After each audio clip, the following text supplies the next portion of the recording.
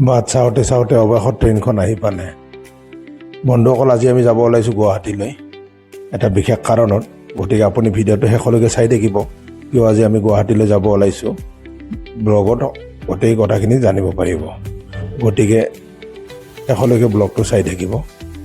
আজি বাকী দিনতকৈ আজি ট্ৰেইনখন অহাত বহুত লেট কৰিছে, কিয় বৰষুণৰ বতৰটো নাজানো কি হৈছিল আগত, আজি বহুত লেট কৰিছে। এতিয়া আমি সৰভোগৰ পৰা গুৱাহাটীলৈ যাবলৈ বাট চাই আছোঁ। ট্ৰেইনখন আহি পালে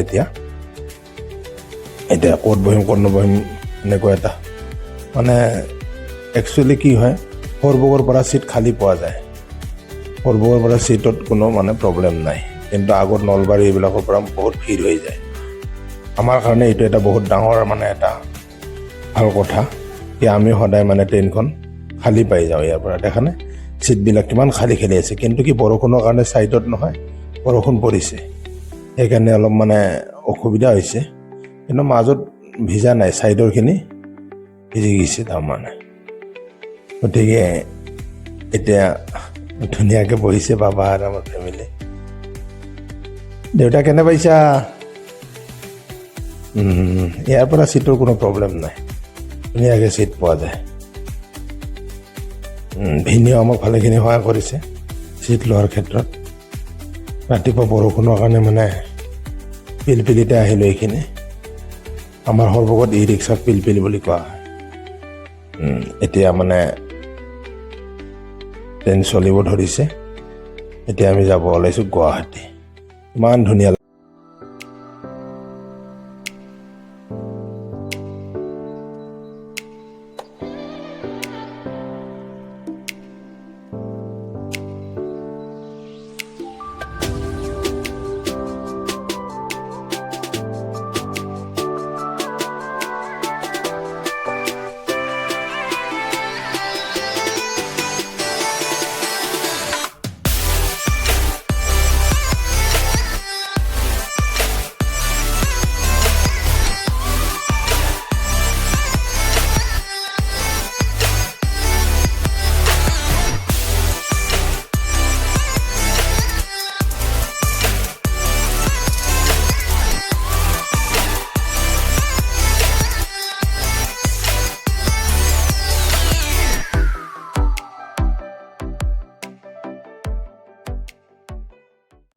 ফাইনেলি আমি এতিয়া গুৱাহাটী ৰেল ষ্টেচন প্ৰৱেশ কৰিছোঁ।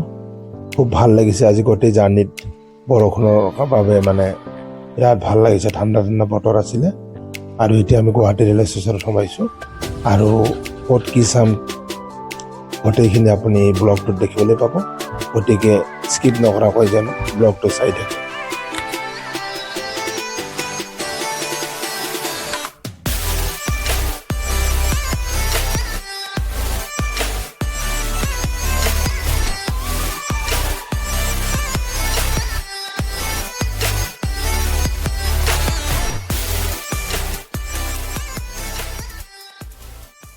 तो हम गुवाहाटी आ गए हैं। गुवाहाटी आ गए हम बस यही है, हम गुवाहाटी आ गए।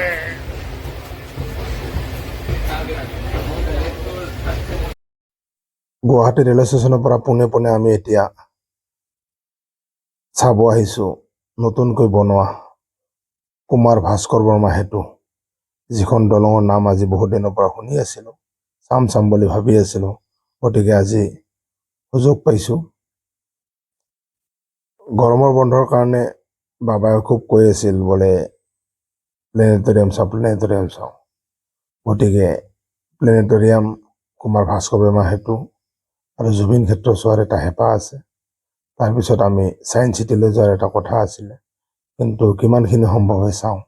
এতিয়া আমি কুমাৰ ভাস্কৰ বৰ্মা সেতুলৈ গৈ আছোঁ, চাওঁ কি হয়। এতিয়া ব্ৰিজৰ পৰা পোনে পোনে আমি জুবিন ক্ষেত্ৰলৈ যাম। গতিকে বন্ধুসকল, আপুনি মোৰ ব্লগটো চাই থাকিব শেষলৈকে। আৰু এতিয়া আমি কুমাৰ ভাস্কৰ বৰ্মা সেতুৰ ব্ৰিজৰ ওপৰত যাব ওলাইছোঁ। আৰু ব্ৰিজখন চোৱাৰ বহুত হেঁপাহ আছিলে। আজি বহুত বছৰ ধৰি বনাই থকা দেখিছিলোঁ, কিন্তু কেতিয়াও ইয়াত চাব অহাৰ সুযোগ হোৱা নাছিল। কিন্তু এতিয়া ব্ৰিজখন কমপ্লিট হৈছে সম্পূৰ্ণ, আৰু ভাল লাগিছে। খুব ভাল লাগিছে কি গুৱাহাটী উত্তৰ গুৱাহাটী সংযোগ হৈছে ইয়াত আৰু অসমৰ কাৰণে এইটো এটা বহুত ডাঙৰ এচিভমেণ্ট হয়। এই ব্ৰিজখনৰ পৰা বহুত লাভ হ'ব, সকলোৰে লাভ হ'ব, ব্যৱসায় বাণিজ্যৰ ক্ষেত্ৰতো বহুত ভাল হ'ব। গতিকে এই ব্ৰিজখন চোৱাৰ কাৰণে আমি বহুত দিনৰ পৰা হেঁপাহ পুহি আছিলোঁ।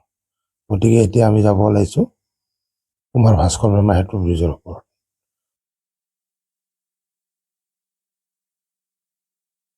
ব্ৰহ্মপুত্ৰ পাৰৰ কাৰণে এই ঠাইখিনি খুব চাফ চিকুণ আৰু ভাল লাগিছে। ইমান চাফ চিকুণকৈ ৰাখিছে, ইয়াত অহাৰ পিছত কিবা ইমান ভাল লাগি যায়। কোনোবা যদি বেমাৰ হৈ থকা মানুহো যদি ইয়াত আহে নহয় তো ভাল হৈ যাব। ইমান ধুনীয়া চাফ চিকুণ আৰু ব্ৰহ্মপুত্ৰৰ পাৰৰ যি সুন্দৰ বতাহ বলি থাকে ইয়াত। গতিকে ৰাতিপুৱা সকলোৰে কাৰণে ভাল হৈছে। ইয়াত ব্ৰিজত খোজকাঢ়িব আহে, নিজৰ শৰীৰৰ কাৰণে বহুত ভাল। গতিকে বন্ধুসকল চাই থাকক ভিডিঅ'টো শেষলৈকে কেনেকুৱা লাগে। এটা টাৰ্ণ ল'ব লগা হৈছে আৰু কিছুমান নীতি নিয়মৰ মাজেৰে ইয়াত মানে ব্ৰিজৰ ওপৰত উঠাৰ কাৰণে বনাইছে। এনেকৈ ডাইৰেক্ট আপুনি সোমাই যাব নোৱাৰে, এনেকৈ আকৌ টাৰ্ণ ল'ব লাগিব, টাৰ্ণ লোৱাৰ পিছত এনেকৈ সোমাই যাব লাগিব। ওপৰেৰে গ'লে আপুনি বেলেগ চাইডে যাব পাৰিব গুৱাহাটী, তলেৰে এনেকৈ গৈ কিনে ডাইৰেক্ট ব্ৰিজৰ ওপৰত প্ৰৱেশ কৰিব।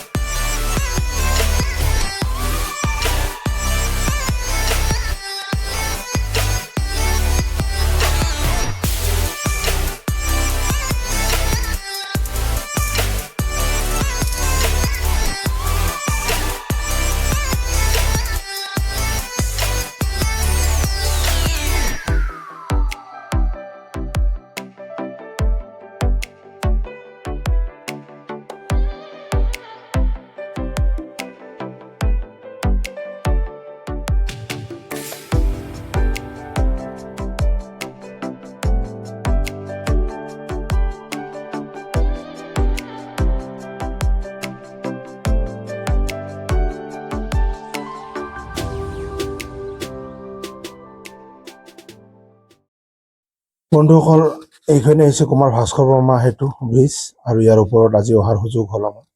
বহুতে হয়তো ভাবি আছে আমিও ব্ৰিজখন চাবলৈ যাম, নিশ্চয় আহিব, খুব ভাল লাগিব। এনে ওপৰত যোৱাৰ পিছত আপুনি বাকী ব্ৰিজৰ ওপৰত উঠা যেনে লাগিব, কিন্তু খুব আহল বহল হৈছে, খুব ধুনীয়া আৰ্কিটেক্ট হয় আৰু বাহিৰৰ পৰা যিমান দেখিবলৈ ধুনীয়া ওপৰত আৰু বেছি ভাল লাগে। মহাবাহু ব্ৰহ্মপুত্ৰক আপুনি ওচৰৰ পৰা চোৱাৰ সুযোগ পাব। আপুনি যিখন ট্ৰেইন যোৱা ব্ৰিজ আছে সেইখনৰ ওপৰেৰেও যায়, কিন্তু তাত এনেকৈ আপুনি চোৱাৰ সুযোগটো নাপায়। কাষেৰে খোজকাঢ়ি যোৱাৰো সুবিধা ৰখা হৈছে, কিন্তু নিজৰ সাৱধানতা ৰাখিব লাগিব। আৰু ভূপেন হাজৰিকাদেৱে বহুত গান লিখি গৈছে, গাই গৈছে ব্ৰহ্মপুত্ৰৰ ওপৰত। গতিকে খুব ভাল লাগিছে, আজি চোৱাৰ সুযোগ হ'ল। সকলোৱে আহিব, নিশ্চয় চাব ব্ৰহ্মপুত্ৰ ব্ৰিজ।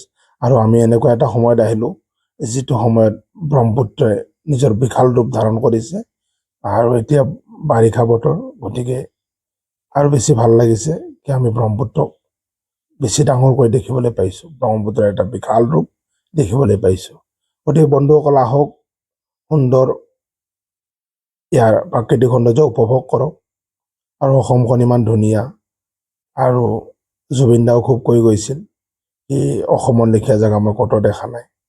ইয়াত এটা যদি আমি বীজ পেলাই দিওঁ তাত কিবা নহয় কিবা গছ গজি উঠে।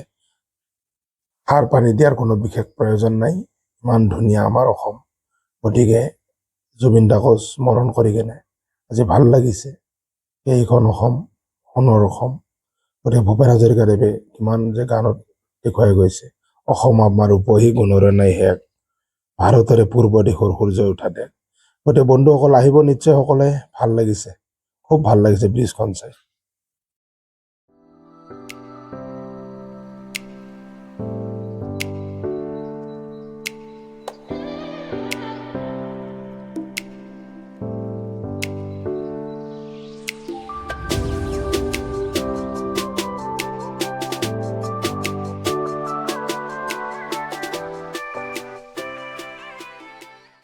গতিকে বন্ধুসকল ভিডিঅ'টো যে কেনেকুৱা পালে জনাব আৰু চেনেলটো ছাবস্ক্ৰাইব কৰি দিব। জয় হিন্দ, জয় আই অসম।